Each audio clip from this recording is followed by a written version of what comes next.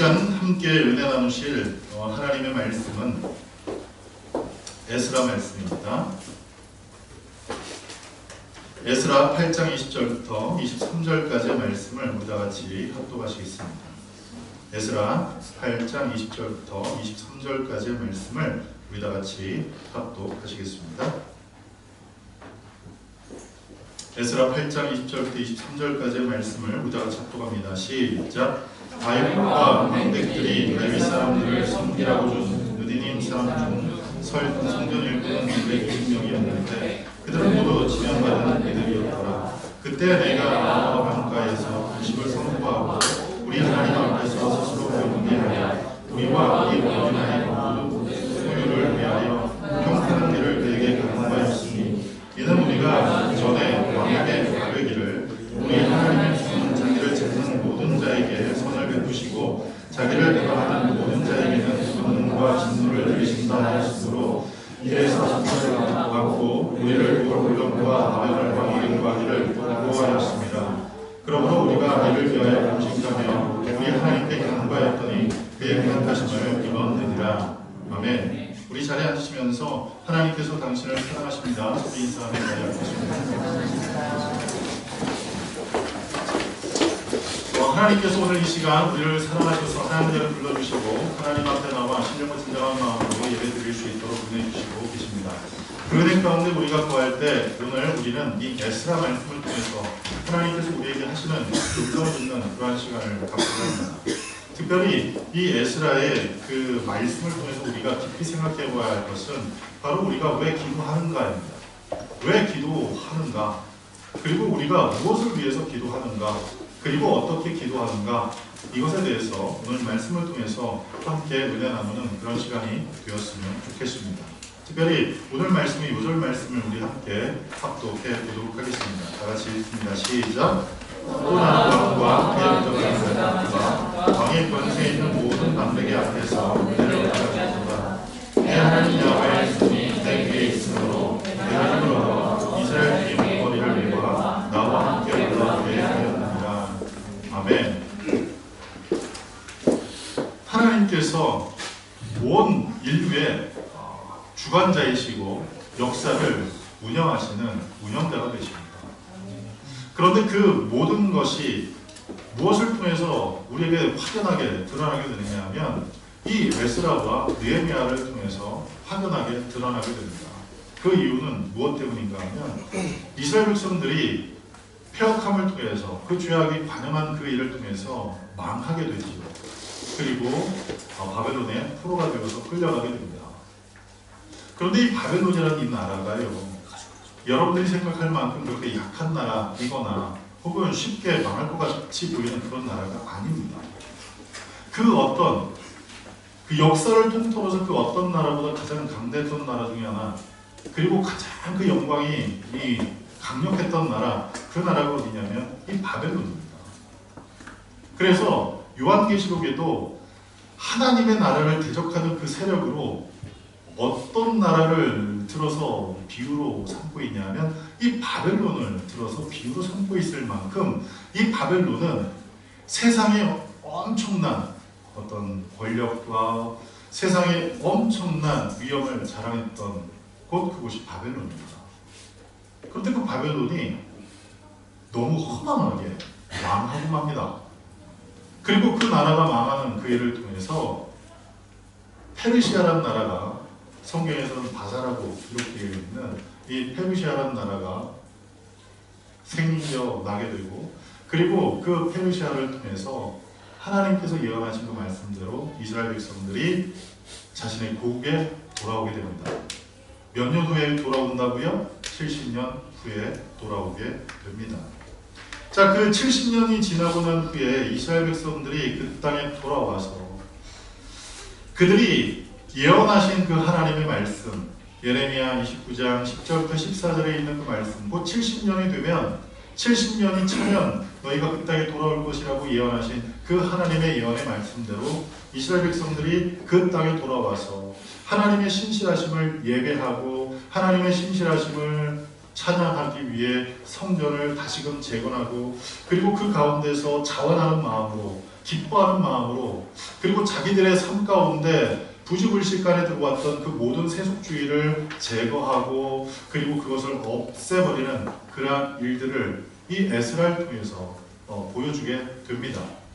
결국 이 에스라서를 통해서 우리가 살펴볼 것은 하나님의 신실하심 뿐만 아니라 하나님께서 우리에게 무엇을 요구하시는지를 또 알게 될 것이고, 그리고 그 안에서 우리가 어떠한 신앙의 삶을 살아야 하는가, 그것은 바로 하나님께서 기뻐하시는 일을 위해서 하나님을 신뢰하며 그리고 우리 안에 있는 모든 죄악과 허물을 다 척결하고 오직 믿음 가운데서는 그와 같은 삶을 살아갈 수 있도록 우리의 삶의 모든 것을 집중하는 것이 필요할 것입니다.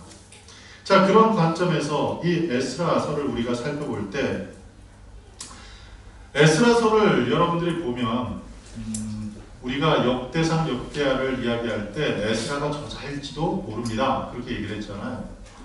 그런데 이 에스라가 역대상 역대하의 저자일지도 모른다는 그 사실에 미루어 보았을 때 한 가지 중요한 사실을 우리가 기억해야 할 것은 이스라엘 백성들이 지금 왜 도대체 망하게 되었고 포로로 끌려가게 되었고 다시금 돌아오게 되었고 그리고 돌아와서 성전을 재건할 때 그 재건함 가운데 방해가 일어났는지에 대해서 다시 한번 깊이 생각할 필요가 있습니다.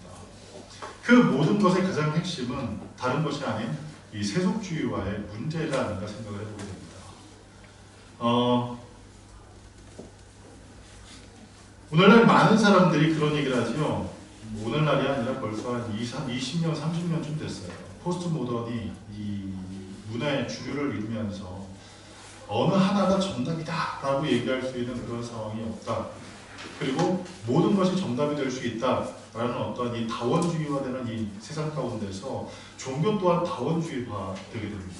그래서 사도행전 4장에 있는 말씀처럼 천하 만민의 구원받을 만한 이름을 오직 예수 그리스도 외에는 주신 바가 없다라고 말씀한 이 하나님의 말씀을 세상 사람들이 자꾸 바꾸다 어떤 일까지 일어나게 되었느냐, 이제는 교회 안에서도 예수 그리스도 외에도 구원은 존재한다라는 이야기를 하는 교회들이 생겨지게 되었습니다. 제가 얼마 전에 한 독특한 교회를 인터넷 사이트를 통해서 이렇게 접하게 되었습니다. 그 교회는 이 목회자가 없어요. 목회자가 없고 평신도가 이 여평신도들이 모여서 세운 교회가 그 교회예요. 그런데 그 교회에서 목사님들이 설교하는 게 아니라 신학자를 초빙해서 강좌를 열고 그 다음에 성도님들 가운데서 또 뭐 이렇게 그 운영위원 되는 분들이 이 자기 순서가 되면 이 설교를 하는 그런 독특한 모습을 보았습니다. 뭐 그럴 수도 있죠. 그럴 수도 있겠죠. 그런데 제가 좀 독특하게 느꼈던 부분은 무엇이냐면 그곳에서 전해지는 메시지가 참 독특했습니다. 그 메시지가 무엇이냐면 산은 하나지만 올라가는 길은 여러 가지다라는 이야기를 합니다. 그 올라가는 길은 여러 가지이기 때문에 그 여러 가지 루트를 통해서 결국 우리는 산에만 올라가면 된다라는 얘기를 해요. 달리 말해서 이것이 뭐냐면 종교다원주의입니다. 예수 그리스도 외에도 구원이 있고 교회 밖에도 구원이 있음을 이야기하고 있는 사람들이 모인 교회다라는 거예요. 그런데 엄밀히 따지면 그것을 우리가 교회라고 할 수 있을까? 저는 교회라고 할 수 없다고 생각합니다. 왜 그렇습니까? 교회는 예수 그리스도만 구주이심을 고백하는 믿음의 사람들의 공동체를 가리켜 교회라고 합니다. 아멘? 그런데 예수 그리스도 외에 구원이 있다고 하는데, 예수 그리스도 말고도 구원이 있다고 하는데, 교회 밖에도 구원이 있다고 하는데 그것을 교회라고 부른다는 것은 이것은 맞지 않는 거예요. 이것은 기본도 모르면서 기초적인 것도 모르면서 자신들이 마치 모든 것을 아는 것이냐, 마치 모든 것을 다 섭렵하는 것이냐 생각하는 사람들의 이 오만 불손한 태도가 아닌가 생각을 하며 굉장히 불쾌했고 굉장히 기분이 나빴고 굉장히 짜증이 났었습니다. 그런데 그런 짜증남이 이 이스라엘 역사를 통해서 보면 더 많이 드러나게 됩니다. 애굽에 있을 때도 마찬가지였고 그들이 가나안 땅에 정착했을 때도 마찬가지예요. 여러분 잘 보십시오. 이스라엘 백성들이 그나마 유일하신 하나님을 잘 섬겼던 때가 어느 때인가를 생각해 보십시오. 가나안 땅에 있을 때입니까? 그들이 애굽 땅에 있을 때입니까? 그렇지 않아요. 그들이 애굽 땅에 있었던지, 그들이 가나안 땅에 있었던지, 그들이 유일하신 하나님을 절절하게 섬기지 않았다는 사실이에요. 오히려 그들이 어디 있을 때, 광야에 있을 때 그들이 하나님을 더 강력하게 만났고, 그리고 그 하나님에게만 목매달았던 때, 그때가 광야 때더라는 사실이에요. 그런데 그 광야의 그 40년의 그 모든 과정을 통과해서 거쳐서 이제 가나안 땅에 정착한 그 사람들이 싸워야 했던 것은 가난이 아니었어요. 그들이 싸워야 했던 것은 자신들의 어떤 생존이 아니었습니다. 놀라운 사실은 무엇이냐면 이스라엘 백성들이 가나안 땅에 들어가서 자신들의 생존을 위해서 무엇 하나 준비할 게 없었습니다. 왜? 하나님께서 이기게 하심으로 그 땅에 있는 거류민들을 다 내쫓아 주셨기 때문이에요. 그들이 살고 있던 삶의 터전을 그대로 자기의 것으로 만들었다는 사실이에요. 그래서 생존을 위해서 그들이 해야 했던 일은 아무것도 없어요. 오직 그들이 싸워야 했던 것, 그들이 처절하게 투쟁해야 했던 것, 그것은 무엇이냐면 세속화라는 것이었습니다. 그리고 그 세속화와 더불어서 이 종교다원주의를 그들이 투쟁하고 철저히 배격해야 했으나 그들은 그것에 그만 휩쓸렸고 그것에 동조했고 결국 그 급류에 그들이 딸려가 버리고 말았습니다. 그래서 그 결과가 뭐예요? 북이스라엘도 망하고 남유다도 망하는 그러한 역사 앞에 서 있게 되었다는 사실입니다. 여러분, 이스라엘 백성들이 세속주의와 이 종교다원주의 가운데 처절하게 싸우고 투쟁해야 했는데 그 싸움과 투쟁 가운데 바로서지 못하는 일을 통해서 어떤 일이 일어나게 되느냐? 가나안 7족속이 섬기던 우상을 그들이 섬기게 됩니다. 그리고 그들의 문화를 자기들의 문화로 받아들이게 됩니다. 뿐만 아니라 그 문화와 그리고 그 종교적인 배경하에 그들의 삶이 점점 무엇에 집중하게 되느냐? 이 땅의 것에 집중하게 됩니다. 얼마나 많은 것을 소유하고 얼마나 편안하게 사느냐에 그들이 집중하게 됩니다. 그럴 때 자신의 삶을 이끄셨던 위대하신 하나님은 온데간데 없이 오직 물질의 신, 오직 눈에 보이는 신, 자기들의 필요를 채워주는 그 신만이 누구? 유일한 신이 되었다는 사실이에요. 자, 그런 일을 통해서 어떠한 문제가 벌어지게 되었는가? 하나님을 섬기는 이스라엘 백성들이 가나안 7족속과 별다른 구별점이 생기지 않는 거예요. 구별된 하나님의 백성으로 살아가지 못하는 거예요. 그래서 구별된 하나님의 백성으로 살지 못하는 그 사람들을 하나님께서 징계하사 다시금 하나님을 섬기는 사람들로 세우시는 그 과정을 우리가 이 에스라를 통해서 보게 됩니다. 따라서 여러분들이 이 에스라를 읽을 때 이런 어떤 배경, 왜 망했느냐, 왜 포로가 되었느냐, 그런데 망하고 포로가 되었는데 그것으로 역사에서 사라지지 않고 다시금 자신의 본토로 돌아오는 것뿐만 아니라 다시금 하나님께서 베푸신 은혜를 그들이 얻게 되었는데 도대체 어떤 과정을 통해서 도대체 어떤 이유 때문에 그와 같은 은혜를 입었는지를 우리가 살펴보는 것이 필요하다는 사실입니다. 자, 그런 관점에서 이 에스라는 크게 두 부분으로 나눌 수가 있습니다. 첫 번째는 이스라엘 백성들이 고레스의 칙령을 통해서 예루살렘으로 돌아오는 1차 귀환입니다. 그리고 그 1차 귀환 때 다 돌아오지 않았던 그 사람들을 다시금 또 모아서 에스라라는 사람이 이스라엘로 돌아오는 이 2차 귀환, 이 두 가지로 나뉘어지게 되죠. 자, 그런데 그 가운데서 바벨론 포로의 이 내용이 1장부터 6장, 첫 번째 파트가 1장부터 6장까지고 그리고 두 번째 파트가 7장부터 10장까지인데 그 1장부터 6장까지에 있는 그 내용 가운데에서 이 고레스의 조서를 통해서 이스라엘 백성들이 다시금 이 예루살렘으로 돌아오는 놀라운 역사를 경험하게 되지요. 그런데 그 놀라운 역사를 우리가 볼 때에 에스라 1장 1절에 좀 집중을 한번 주목을 해봤으면 좋겠어요. 여러분 에스라 1장 1절을 이따 같이 한번 보겠습니다.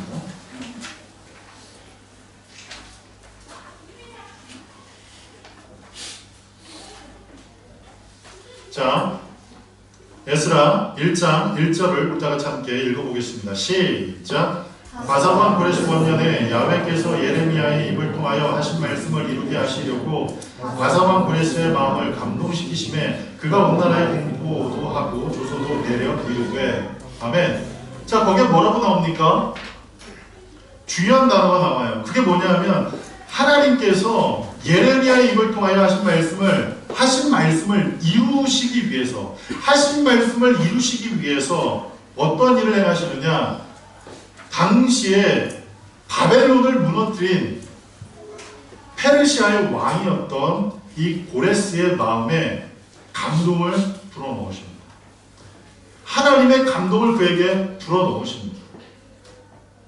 이스라엘 백성들이 바벨론이라는 나라에서 돌아와 예루살렘에 정착하게 된 것은 그들의 독립운동 때문이 아닙니다. 그들의 열심과 그들의 수고와 그리고 그들의 정말 목숨 건 어떤 항쟁과 투쟁 때문에 그 백성들이 바벨론이라는 나라에서 페르시아라는 나라에서 예루살렘으로 돌아온 것이 아니라는 사실입니다.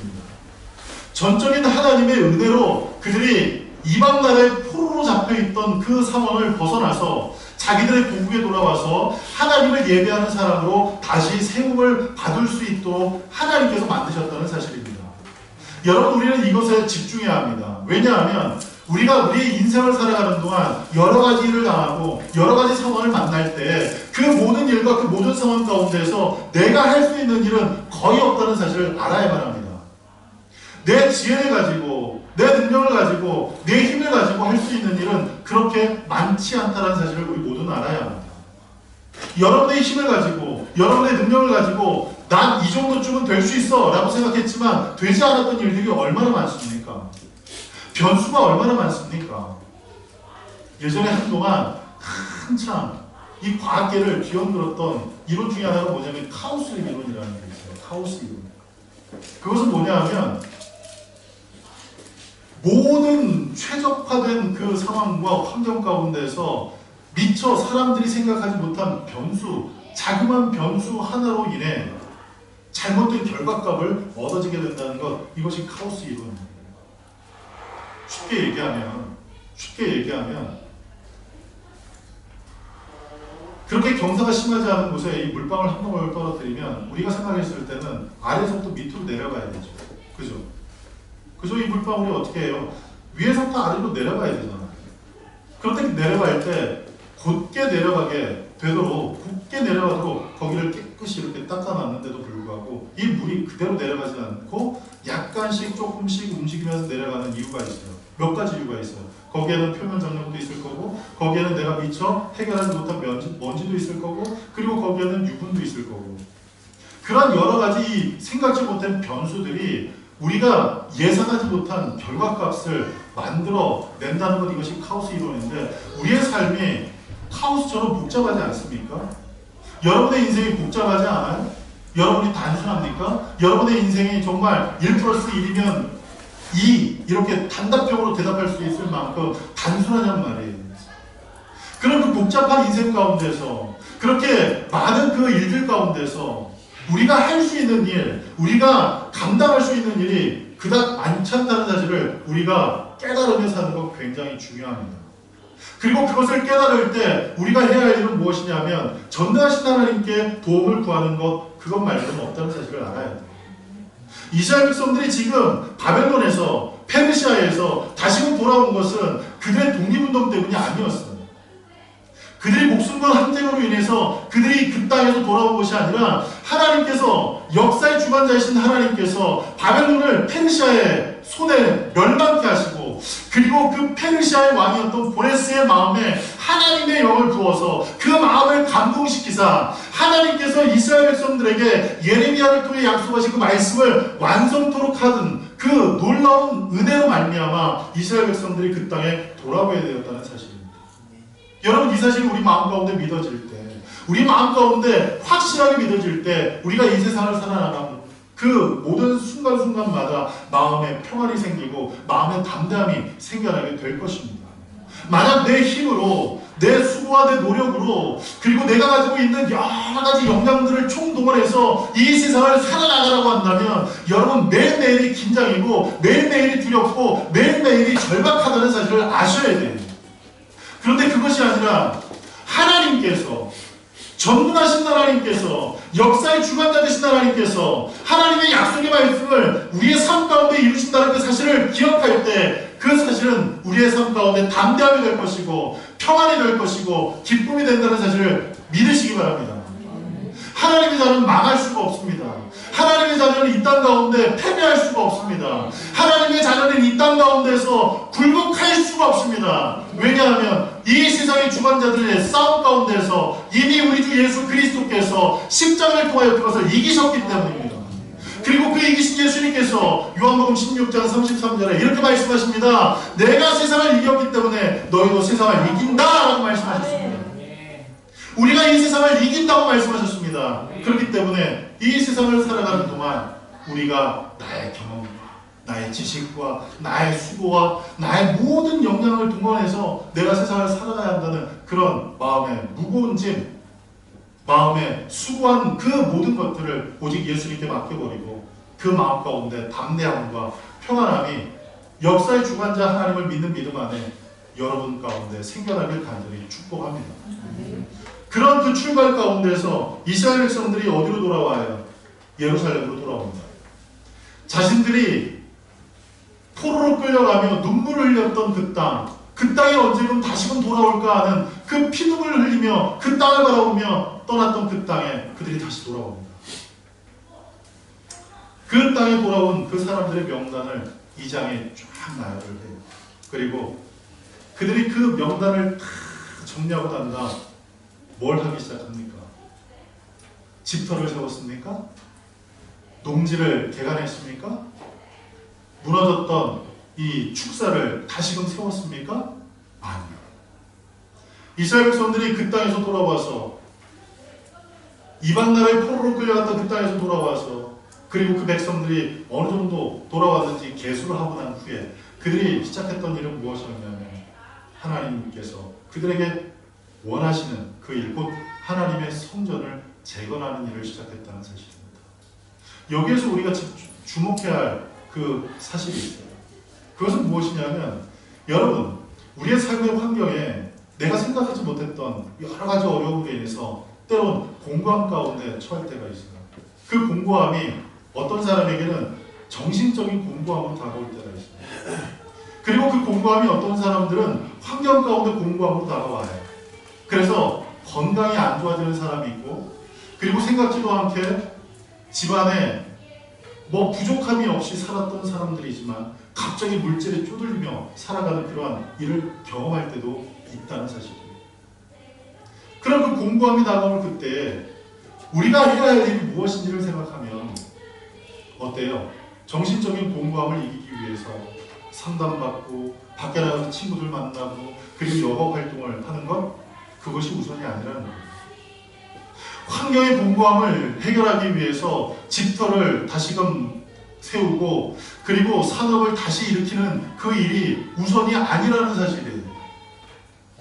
하나님의 자녀들이 우선시해야 될 일은 무엇이냐? 하나님 앞에 예배를 회복하는 일이 먼저이길 간절히 축복합니다. 하나님 앞에 예배를 회복하는 일이 가장 우선임을 우리 모두는 알아야 합니다. 그래서 우리 2018년부터 하나님 앞에 마음 가운데 결단한 사실이 있어요. 그게 무엇이냐면 우리는 하나님께 맡긴 삶이 될 것입니다. 그리고 주님 손에 붙들린 교회가 될 것입니다. 라는 그 사실과 더불어서 우리 주보에 계속 실려있는 그 두 가지 큰 테마, 그게 뭐예요? 예배와 선교, 그것을 목숨 건 교회로 하나님 우리가 설 것입니다 하는 그 결이 아닙니까?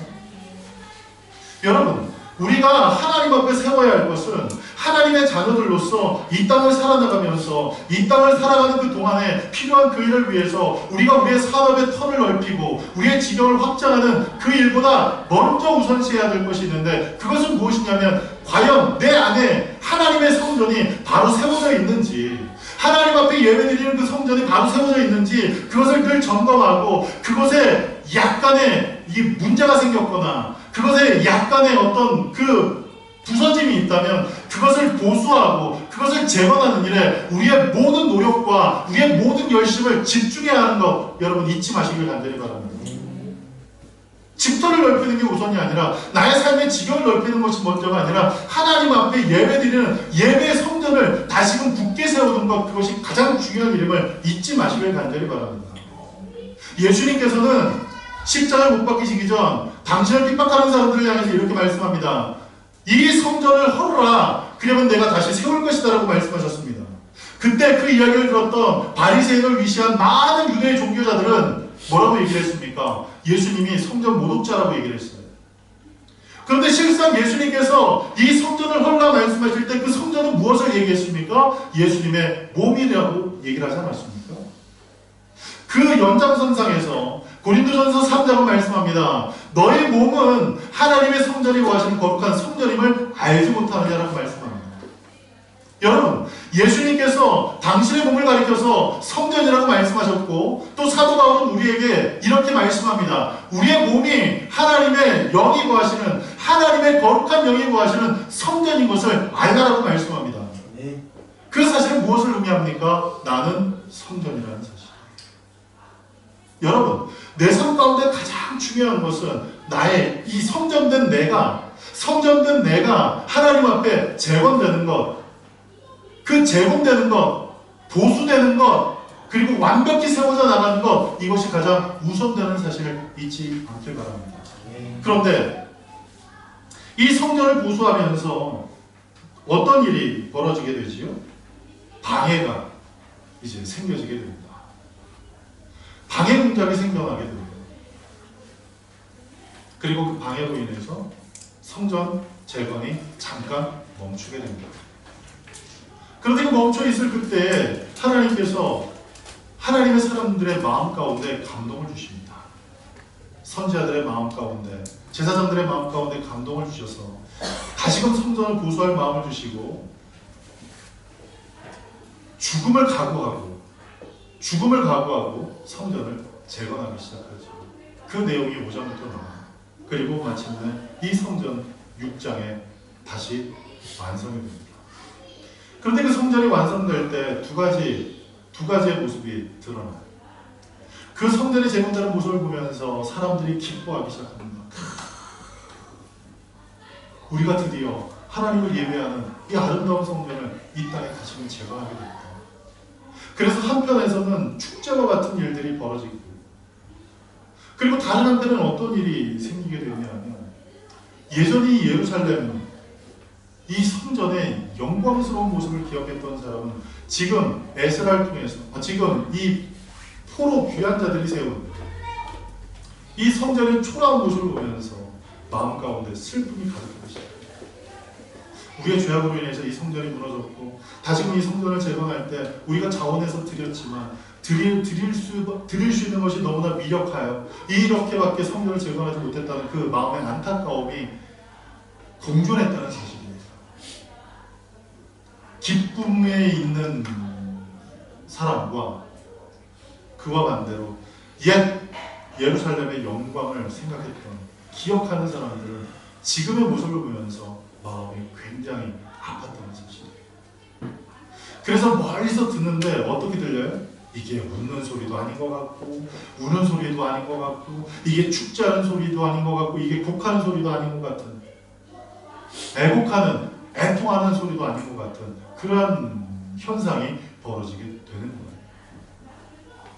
이런 상황에서 우리가 기억할 것은 지난주의 말씀을 기억해 봅시다. 지난주에 제목이 뭐예요? 네? 여러분, 지난주 제목이 뭡니까? 하나님께 맡긴 삶이죠. 그죠? 그런데 거기에 소제목이 뭐였어요? 최선이 아닌 최고를 이었죠. 여러분, 우리의 삶 속에서 하나님 앞에 드릴 수 있는 최고를 드릴 수 있는 우리의 모든 삶이 되길 간절히 바랍니다. 오늘 이스라엘 백성들이 다시금 돌아올 때 포로들이 무슨 돈이 있었겠어요? 포로들이 무슨 능력이 있었겠어요? 그런데 하나님께서 그들에게 은혜를 베푸십니다. 어떤 은혜를 베푸시느냐? 이스라엘 백성들의 애국 땅에서 나올 때와 똑같은 그런 일들을 그들에게 허락해 주셨어요. 너희들이 나올 때 그냥 나오는 것이 아니라 그 바사에 있는 페르시아에 있는 사람들에게 너희들이 요구하는 대로 다 그것을 줘라.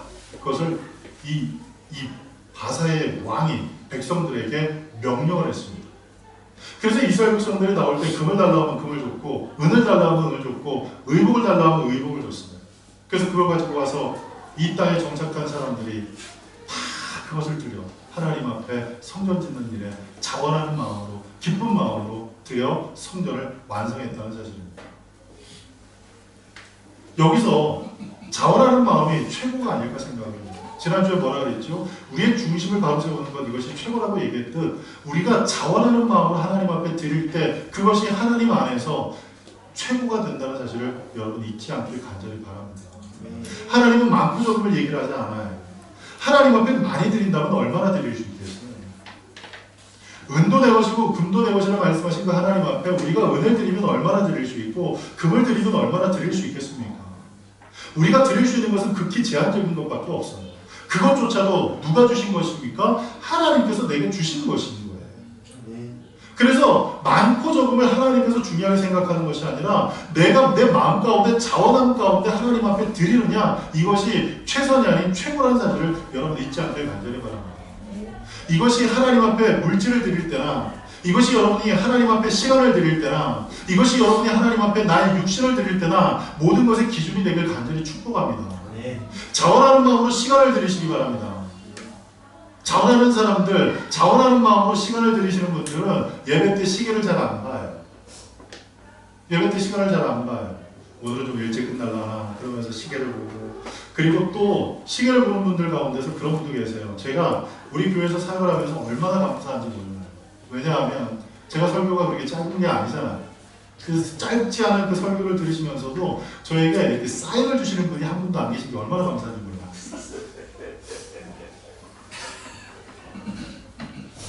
이러면서 사인을 주시는 분이 한 분도 안 계신 게 얼마나 감사한지 몰라요.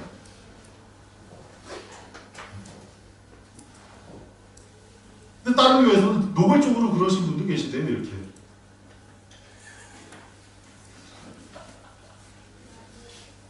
여러분, 하나님 앞에 시간을 자원함으로 드리십시오. 하나님 앞에 우리가 몸을 드릴 때도 어떻게 드려요? 자원함으로 드리십시오. 자원함으로 드리는 사람들은 어떻게 드릴 수 있느냐? 신명기 6장 5절에 주신 그 말씀처럼 목숨을 다해 하나님 앞에 드릴 수 있게 된다는 사실입니다. 그와 같이 자원하는 마음 가운데 하나님 앞에 최고를 드림으로 그 성전이 완성되게 됩니다. 자, 그리고 난 후에 에스라가 7장에 남아있던 이제 이스라엘 사람들을 다시금 귀합해서 예루살렘으로 돌아오게 됩니다. 이것이 에스라를 따른 두 번째 귀환이에요. 그런데 그 귀환의 그 내용 가운데서 어떤 일이 일어나게 됩니까? 에스라가 돌아와서 참담한 얘기를 듣습니다. 그게 무엇인가 하면 창세기 6장에 있던 그 말씀이 지금 어디에? 포로가 되었던 그 땅에서 자기들의 노력과 열심과 수고를 통해서 혹은 독립운동을 통해서 그들이 예루살렘으로 돌아와 그 땅에서 정착하고 살는 것이 아님에도 불구하고 전적인 하나님의 은혜를 따라 그 땅에 정착해서 살고 있음에도 불구하고 그 백성들이 어떠한 일을 하기 시작했냐면 창세기 6장에 나와있던 그 일을 하기 시작했어요. 그게 뭐예요? 창세기 6장 하면 뭐가 생각나요, 여러분? 네? 창세기 6장 하면 뭐가 생각나요? 노아의 홍수 사건이 생각나야 돼요. 창세기 6장 하면 노아 홍수 이렇게. 그리고 창세기 11장 그럼 무슨 사건? 바벨탑 사건 뭐 이렇게 또 생각이 나야 되겠죠. 자, 그런데 이 6장에 어떤 일이 일어나게 되냐면 하나님의 아들들이 사람의 딸들과 결혼하기 시작했어요. 그런데 거기에 6장 3절에 뭐라고 나오냐면 그때로부터 사람이 육신이 되었다라고 얘기해요. 영에 속한 사람들이 육신이 되는 일이 그 일을 통해서 생겨나게 됐다는 거예요. 자, 그런데 그 일이 지금 이스라엘에게 지금 에스라를 통해서 다시금 돌아와 에스라가 그 백성들 앞에서 하나님의 율법의 말씀을 가르치고 있을 그때에 그 말씀을 듣던 그 사람들 가운데서 그 일들이 횡행하게 행해졌다는 사실이에요. 그런데 그 일이 누구로부터 시작됐냐면 지도자들부터 시작했다는 거예요. 지도자들부터. 이방 여자들과 결혼하고 그리고 그 안에서 이 자녀를 낳는 일들이 이스라엘 안에 이스라엘 백성들 안에 만연해지게 되는 거예요. 그 이야기를 듣고 에스라가 마음 가운데 너무나 이 아픈 마음을 느끼고 하나님 앞에 자신의 옷을 찢습니다. 겉옷도 찢고 속옷도 찢고 그리고 머리털도 뽑고 수염도 뽑아가면서 하나님 앞에 무릎 꿇고 기도하기 시작합니다. 하나님, 우리가 아무것도 한 것도 없고 우리의 힘으로 아무것도 한 것도 없고 우리가 죄악 때문에 이방 나라의 포로가 되었다가 다시금 이 땅에 돌아오는 이 놀라운 은혜를 입은 우리가 다시금 이 죄악을 지었다는 얘기를 들을 때 그 이야기를 듣고 내 마음이 머리부터 발끝까지 너무나 고통스럽고 너무나 애통하고 너무나 슬프고 그런 그 슬픔과 애통함 때문에 하나님의 은혜를 더 이상 구할 수 없는 그런 상황 가운데 제가 서 있습니다. 하나님, 너무나 아픕니다. 너무나 아픕니다. 여러분 수영 한번 뽑아봤어요? 여러분 수영 한번 뽑아봤나요? 요새 그렇게 막 강제적으로 뽑는 사람들이 많아요. 네. 이렇게 곳곳에 뽑아주는데 막 서요. 이렇게 왁싱하는데. 저는 왁싱이라고 그래가지고 차 깨끗이 닦아주는 데인 줄 알았어요. 근데 그 왁싱이 뭐예요? 털 뽑아주는데. 이렇게 뭐 본드 같은 거 왜 발라가지고 뭐 이렇게 해서 이렇게 쫙 하면 이 털이 쫙 뽑혀나가요. 근데 그걸 돈 주고 해요. 네. 여러분, 그런데 여러분 털 뽑아봤어요? 털 뽑아봤나요? 저 뽑아봤어요.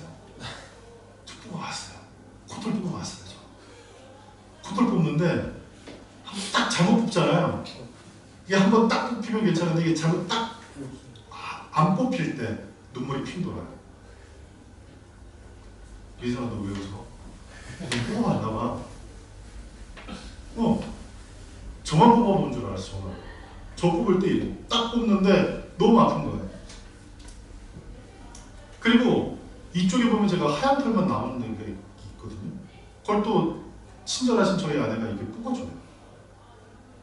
딱 뽑을 때 따끔하단 말이에요. 근데 에스라가 자기에게 있는 이 수염을 뽑고 자기에게 있는 이 털을 뽑기 때문에 그것 때문에 아파서 고통하고 절규하는 게 아니라 이스라엘 백성들이 하나님 앞에 저지른 그 범죄로 인해서 그 마음이 더 아팠다는 사실이에요. 여러분 대단하지 않습니까? 대단하지 않습니까? 지금 우리나라뿐만 아니라 지금 우리가 살고 있는 이 유럽 땅, 이 땅, 그리고 온 세계 가운데 이 세속주의의 바람이 급속도로 확산되고 있다는 사실이에요. 그럼 급속도로 확산되어지는 그 세속주의가 어느 순간부터 교회 안에도 물밀듯 밀려오고 있고 그 물밀듯 밀려오는 가운데서 교회가 그것을 막고 그것을 저항하고 그리고 그것을 대적하지 못하는 그러한 상황도 존재하고 있다는 사실이에요. 세상에 있는 사람들이 얘기를 합니다. 취업난. 세상에 있는 사람들이 얘기합니다. 경제가 어렵다. 그 얘기가 교회 안에 있는 사람들한테도 들려와요. 그래서 청년들이 불안해하고 두려워하고 염려하고 근심하고 걱정합니다. 여러분 이게 세속주의인 거 여러분 아십니까? 세속주의에 이미 여러분들이 물들고 있다는 것 여러분 아십니까? 취업난 걱정돼요 여러분? 전 걱정 안 돼. 이미 취업했으니까. 야 그러지요? 전 걱정 안 돼요. 여러분 취업난 그 다음에 이제 N포 세대라고 하죠. 취업도 안 되고 결혼도 못하고 집도 못 사고 뭐 그런 얘기들이 막 청년들한테 들려오면 그 청년들 마음 가운데 불안이, 청년들 마음 가운데 희망이 사라지게 됩니다. 야, 살아서 뭐하냐? 야, 그렇게 아둥바둥하면서 살아서 뭐하냐? 열심히 다해서 살아서 뭐하냐? 어차피 열심히 살아도 똑같고 열심히 살아도 이런데 열심히 살아서 뭐하냐? 그런 생각들이 어느 순간 이 교회 안에 있는 청년들에게도 점점 영향력을 미치기 시작해요. 여러분, 이게 세속주의인 거 여러분 아십니까? 이게 세속주의에 다른 게 세속주의가 아니에요. 교회 안 나오는 거 세속주의, 물론 교회 안 나오는 것도 세속주의예요. 근데 교회 나오면서도 세상 사람들이 갖고 있는 그 근심을 내가 똑같이 한다는 거, 이것이 세속주의인 건 여러분 아셔야 돼요. 세상에 있는 사람들이 근심하는 걸 하나님의 자녀가 똑같이 근심한다는 거, 그것이 세속주의인 걸 여러분 아셔야 돼요. 세상에 있는 사람들이 근심하고 걱정하는 거, 교회에 있는 하나님의 자녀들이 똑같이 근심하고 걱정하는 거, 그것이 세속주의인 걸 여러분 아셔야 돼요. 하나님께서 우리에게 말씀하셨어요. 너희는 무엇을 먹을까, 무엇을 마실까, 무엇을 입을까를 염려하지 말라고 하셨어요. 그런데 그것을 염려하고, 그것을 근심하고, 그것을 세상 사람과 똑같이 걱정한다면 우리는 이미 세속주의에 내가 물들고 있다는 사실이에요. 골로새서는 말씀하세요. 너희는 예수 그리스도로 말미암아 구원을 입었기에 더 이상 아래에 속한 사람, 세상에 속한 사람이 아닌 위에 속한 사람이라고 말씀해요. 그래서 너희는 이 세상에 속한 사람처럼 살지 말고 위에 속한 사람, 하늘에 속한 사람, 신령한 것에 속한 사람으로 살라고 말씀하고 계세요. 그런데 우리의 생각은 여전히 어떻게 하면 잘 살고, 어떻게 하면 부하고, 어떻게 하면 편하고, 어떻게 하면 좀 더 향상된 삶을 살 것인가, 그것에 우리의 마음을 늘 두고 있다면 세속주의가 여러분의 마음을 빼앗아버린 것과 똑같다는 사실이에요. 우리의 마음에 우리를 아프게 하는 것, 우리를 정말 고통하게 하는 것, 정말 나를 괴롭히는 것, 그것은 아직도 예수 그리스도를 믿지 않는 가족이 있다면, 아직도 예수 그리스도를 믿지 않는 친구가 있다면, 아직도 예수 그리스도를 영접하지 못한 이 나라와 민족을 위해서, 그리고 우리가 살고 있는 이 유럽 땅을 위해서 마음을 품고 가슴 아파하고 절규하고 애통하는 것이, 그것이 바로 하나님의 자녀의 모습이라는 사실을 아셔야 되는 거예요.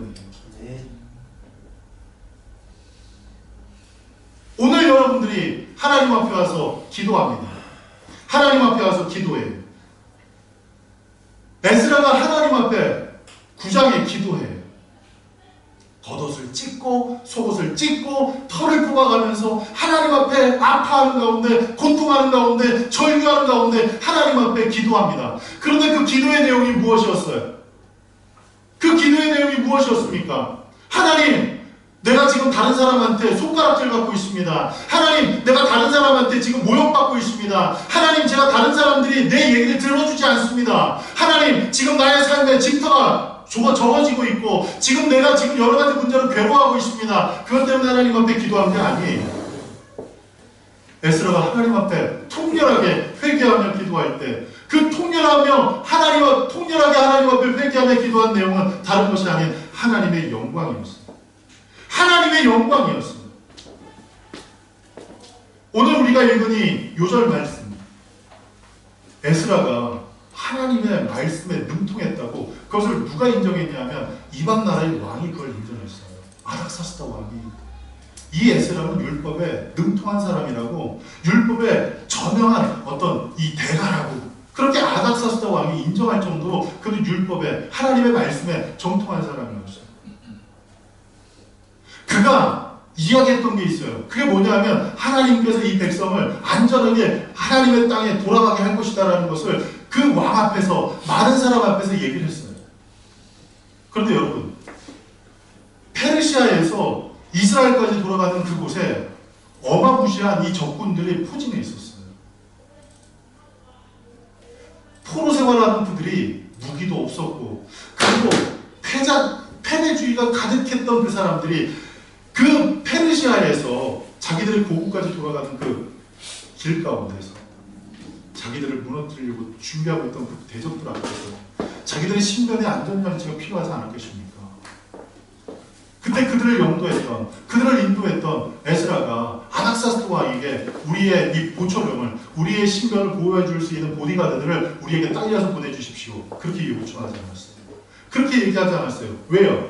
왜 그랬어요? 우리가 읽은 이 요절 말씀에 하나님께서 하나님께서 이 백성을 지키실 것이다라고 얘기했기 때문에 내가 그것을 얘기했는데 그 아닥사또 왕에게 이 호위병을 요청한다는 것은 하나님의 살아계심을 어때요? 내 스스로가 꺾어버리는 것과 똑같아요. 그래서 그는 담대하게 얘기합니다.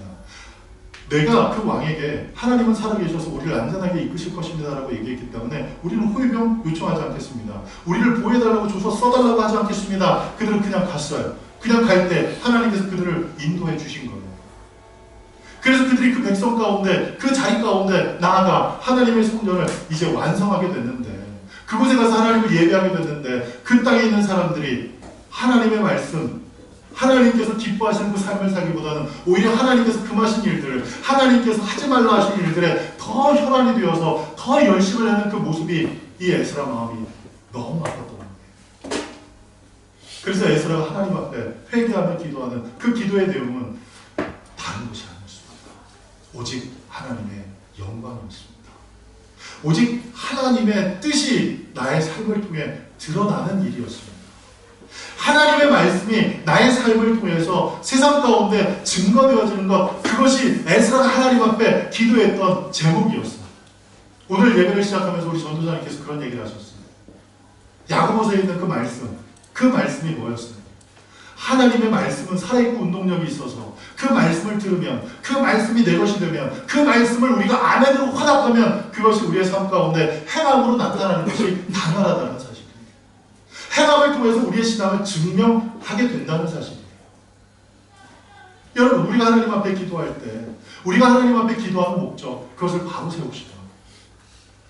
하나님의 자녀들이 어느 순간서부터 세속주의적인 것에 마음을 빼앗겨서, 세속적인 그 일을 위해서 마음을 빼앗겨서 그 일을 놓고 기도하기보다는 하나님께서 우리에게 권면하셨고 명하셨고 그리고 말씀하신 그것대로 오직 그의 나라와 그의 이름을 위해서, 할렐루야! 오직 그의 나라와 그의 뜻을 위해서 우리가 하나님 앞에 기도할 때 하나님께서 모든 것을 더하시는 역사가 나타난다는 사실을 잊지 마시기 바랍니다. 그 백성들이 하나님 앞에 회개하며 기도할 때, 그 백성들이 에스라가 자기의 옷을 찢고 털을 뽑아가면서 금식하며 하나님 앞에 회개하며 기도할 때에 그들이 그 모습을 바라보며 우리도 또한 이렇게 기도해야 되겠다 생각하고 온 백성들이 하나님 앞에 회개하며 기도한 그 일을 통해서 하나님께서 그 땅에 정착하게 하십니다. 다시금 정착하게 하십니다. 여러분, 어떤 경우에서는 금식하는 경우가 있어요. 제가 저의 인생 가운데서 어찌 보면 좀 중요한 일이라고 생각했던 일 한 가지가 있었어요. 그 일 때문에 20대 중반에 금식하러 기도원에 올라갔었어요. 날짜를 제가 정하고 한 3일 정도, 이 정도쯤이면 3일이면 될 것 같아. 3일 안에 쇼부 볼 수 있을 것 같아 하는 생각에 금식 기도원에 3일 정도 금식하고 올라갔어요. 올라가서 기도를 하는데 마음 가운데 너 뭐하러 금식하니? 라는 마음이 와요. 제가 이런 문제 때문에 금식하려고 합니다. 근데 왜 금식하려고 하니? 아니 그 문제 때문에 그 문제 좀 해결받으려고 금식합니다. 뭐 때문에 금식하려고 하니? 자꾸 마음 가운데 오는 거예요. 그러면서 나중에는 마음에 어떤 마음이 드냐면 금식하지 마라, 그런 마음이 와요.